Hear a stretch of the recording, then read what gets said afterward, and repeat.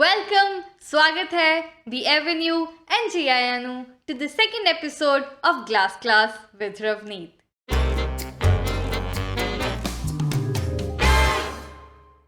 With thousands of glass products available in the market, how do I know that this is the one I need? Well, today we will take a path that will lead us to the right product and the secret comes out.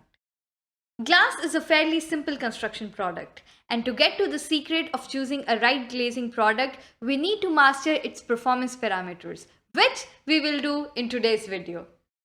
The three factors which affect the performance of glass are visible light transmission, Sola Factor, also known as Solar Heat Gain Coefficient, and UValue. If the names seem too technical to you, do not worry. We will sort it out. Let's begin with the first factor.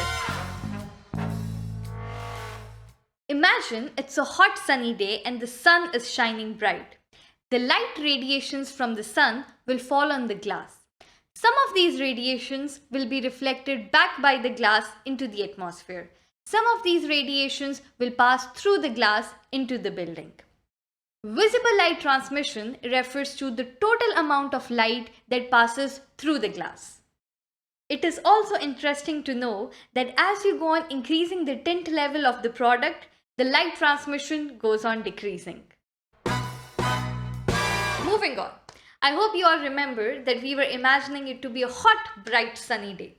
The heat radiations coming from the sun will fall on the glass. Some of these heat radiations will be reflected back by the glass into the atmosphere.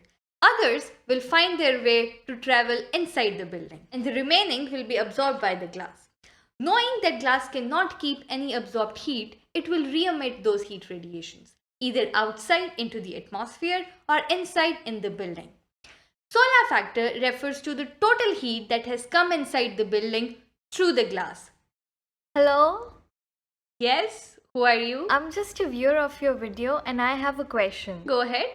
How do you define Sola factor in terms of numbers or values? Imagine if you have a product which has a Sola factor of 0.60. 0.60 means that if 100% of heat radiations from the sun are falling on the glass, only 60% will travel inside the building through the glass. So as you go on decreasing the Sola factor of the product, the heat coming inside the building also decreases. But wait! Yes? We have another issue now. Okay, what's that? What happens if it's cloudy or during evenings and nights when there is no sun? Very good question. And that brings us to our third factor, UValue. Now let's get some physics involved. Very basic, don't worry. It is the property of heat to travel from higher temperatures to lower temperatures. Agreed? Okay, imagine if I have 1 square meter of glass and the temperature outside is 25 degrees and the temperature inside is 24 degrees. Because of the temperature difference, the rate at which the heat flows through the glass is known as UValue. If the UValue of a product is higher, it means it allows more heat to pass through it because of the temperature difference. If the UValue is low, it means it blocks the heat radiations. Unlike hot countries where we aim at cutting the intense solar radiations from the sun by using products of lower Sola factor, in cold countries we aim at trapping the heat inside and by using products with lower UValue. And when you master these factors, they lead you to the secret of choosing the right glazing product for the building. That's all for today's video. Thank you very much for watching and I will see you in my next video where the battle begins.